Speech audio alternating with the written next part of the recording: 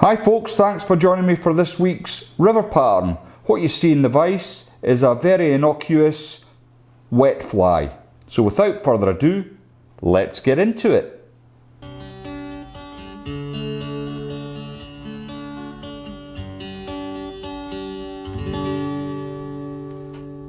In the vise then is a Hanak H260 barbless hook. This one's at size 12, and as you can see from the box, it's a heavy wire hook. And that's going to help me with this fly because I'm not going to add any additional weight other than the hook. The thread I'm going to be using today is the Semprfli Nano silk. This is at 12/0, and as you can see, it's a black thread. First thing I'm going to do is get a little bit of wax onto my thread. And I'm going to cast on just in behind the eye here. I'll run a bed of thread up the shank of the hook to approximately where a barb would be on a normal barbed hook. Then I can come over with my snips and remove my waste. Now, for the tail of this fly, I'm going to be using the same cape as I'm using for the Hackle. And this is a Partridge cape here, and for the tail I'm going to take some of these nice dark mottled brown feathers from the top section here. Now I've already picked out one of the feathers to save a bit of time, and what I'm going to do is get rid of all this marabou type stuff away from the base so I can get to these nice feathers up here. So what I want to do is take approximately half a dozen from the stalk. Doesn't take much, and that's going to be my tail. Now the reason I've chosen Partridge, other than Coq de Leon, it's quite a fine fibre and it's going to give me a bit of movement in my tail here. I want to have it approximately 1.5 centimetres past the butt of the fly, so I'm just going to catch that in there like so, and then I can come in with my snips and just remove that little bit of waste. I don't want it overlapping the eye of my hook. Next then I'm going to get my wire rib, and what I'm using is this UTC Ultra wire. It's a copper wire and it's size small, so I'm just going to grab that bit I've been working with off my bench, dress it up, and I'm going to run it on my side the entire length of the hook shank like so. This fly isn't going to be overly big bodied, so try and keep your thread wraps down as much as possible. That's why I'm using the Nano silk. It just helps keep the bulk of the body down. Next then, I'm going to use some Troutline's Mad Rabbit Dubbing Plus. This is the natural one, and again I've already got a little bit out the packet.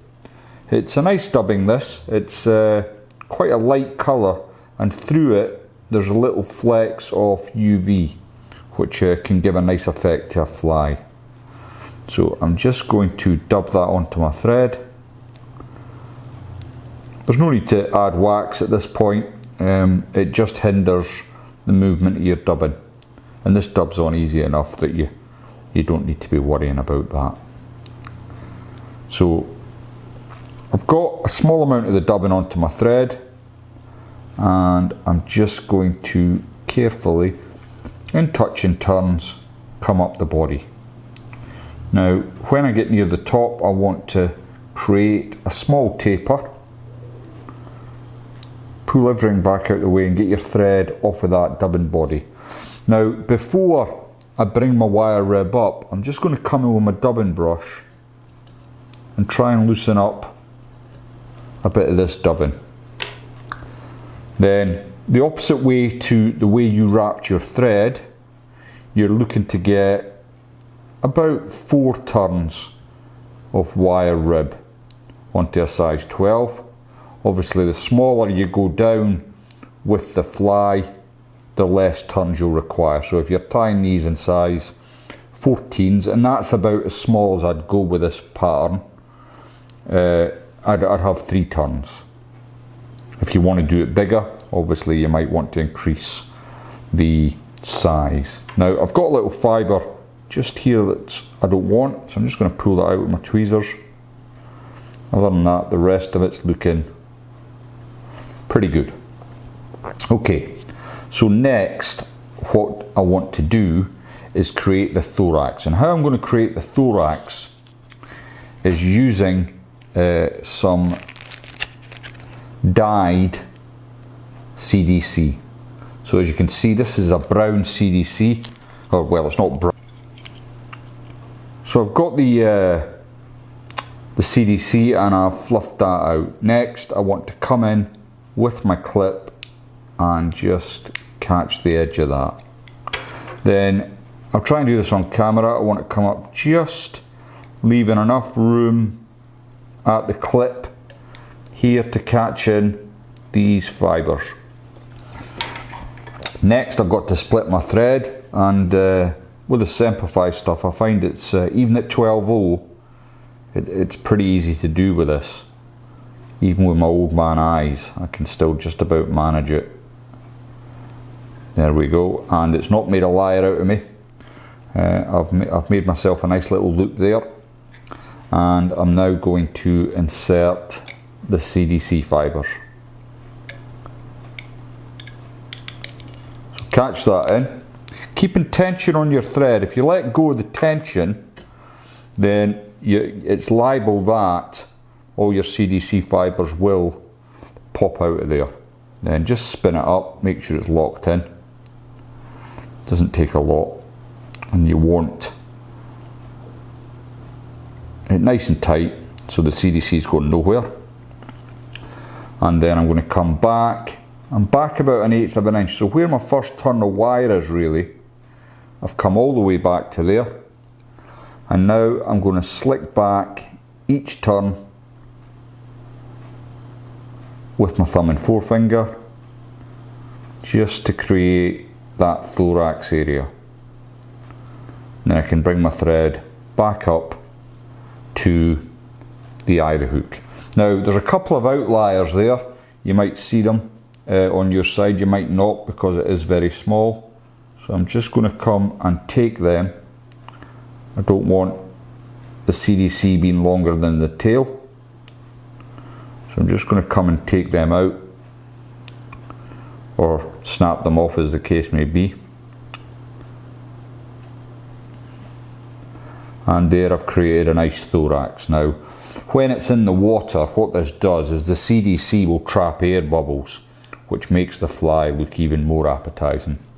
So it's a great little trick, adding CDC or a little bit of seal's fur sometimes in these wet flies. Just adds that little bit of lifelikeness to them. Okay, to finish the fly off then, I'm going to add a front hackle. Again, I'm going to use some Partridge. It's one of my favourite materials for hackling.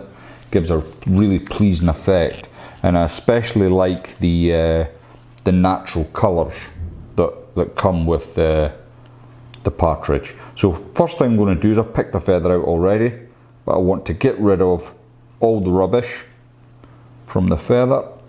I'll just do both sides. I mean, when you're tying a load of these and you get used to it, you can get away with not doing this part, but for demonstration purposes I always like to just keep it clean.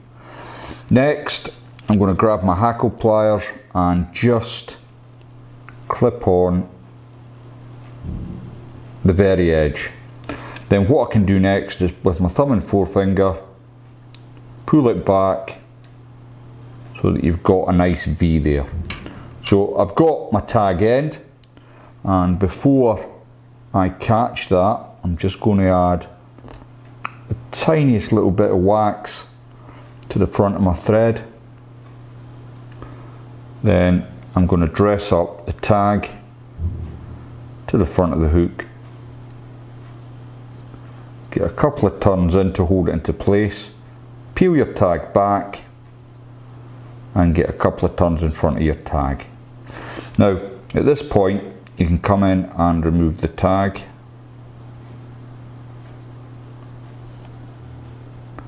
Did I catch that? Nope.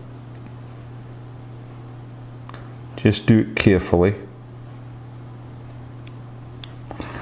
And then what you've got left is a handle if you want to use your fingers. I still prefer to come in with my Hackle pliers and bring that round. Now, I know this fly doesn't look very much, and it's a fly for catching fish rather than anglers, so I dare say it won't get too many views, but you're really missing out if you you ignore it. It's a great little pattern. It's a natural looking thing. So I think in the river it's taken for shrimp and a variety of other food items that are readily available to both grayling and trout. And it's a little bit bigger than a normal wet fly, I suppose, the traditional Partridge and Orange or the Snipe and Purple, but it makes an excellent point fly, this.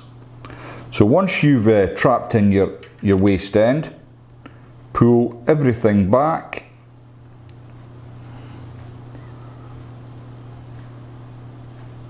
and just start creating your head. Now once you've created the head, simply grab your waist end and pull it away. Next, I'm going to add a little bit of UV resin just to finish off the fly. Then with my whip finish tool, I can come in and finish off.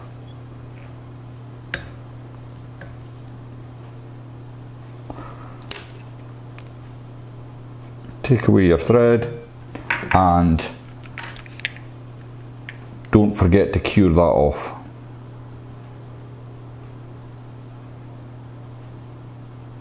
Like so.